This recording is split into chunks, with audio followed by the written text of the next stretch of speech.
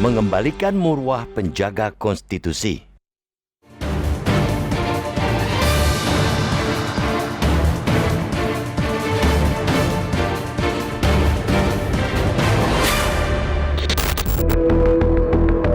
Tak lama berselang dengan putusan Majelis Kehormatan Mahkamah Konstitusi atau MK-MK yang melengsarkan ketuanya, para hakim konstitusi di Mahkamah Konstitusi atau MK memutuskan menunjuk Soehartojo menjadi pimpinan lembaga tersebut.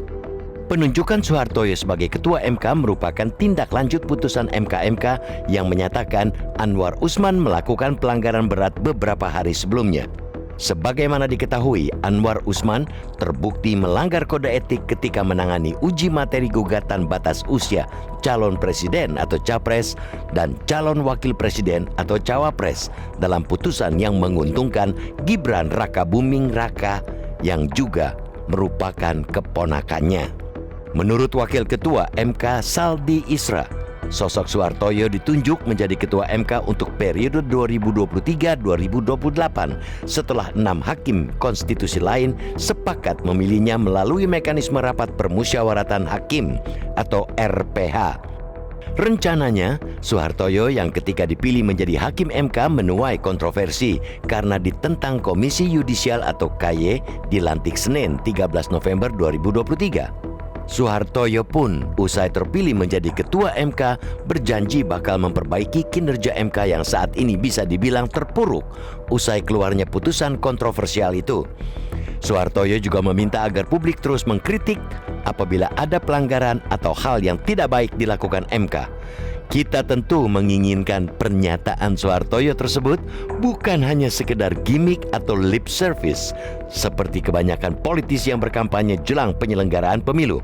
Apalagi publik kini tengah menuntut para hakim konstitusi mengembalikan marwah lembaga penjaga konstitusi tersebut yang kembali terpuruk akibat putusan nomor 90 /PUU-21 Romawi /2023 itu.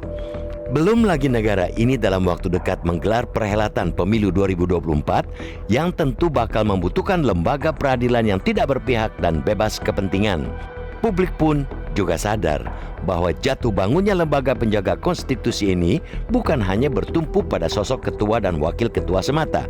Pasalnya, putusan yang dihasilkan merupakan hasil keputusan dari individu 9 hakim di lembaga ini. Karena itu, publik tentunya berharap hakim-hakim MK lain agar mau independen dan tidak bertindak seperti komplotan ketika mengambil keputusan. Kalaupun merasa ada yang tidak beres dengan gugatannya, para hakim sebagai individu yang merdeka tentu seharusnya bisa menolak. Hilangkan budaya ewuh pakewuh. Memang tidak ada yang salah dari pernyataan mantan Ketua MK Anwar Usman yang menyebutkan jabatan merupakan titipan Allah Subhanahu wa Ta'ala. Oleh karena itu, sudah selayaknya perilaku Ketua MK dan para hakim konstitusi lain mencerminkan nilai-nilai ketuhanan maupun keadilan ketika memutus suatu perkara yang menyangkut halayak banyak.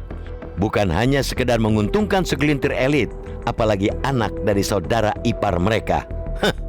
Mudah-mudahan kasus pelanggaran etik berat yang dilakukan para ketua MK seperti Anwar Usman tidak lagi terulang di masa mendatang.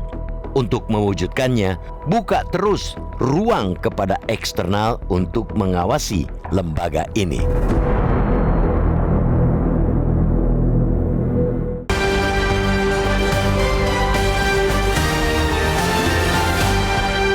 Jelajahi cara baru mendapatkan informasi. Download Metro TV Extend sekarang.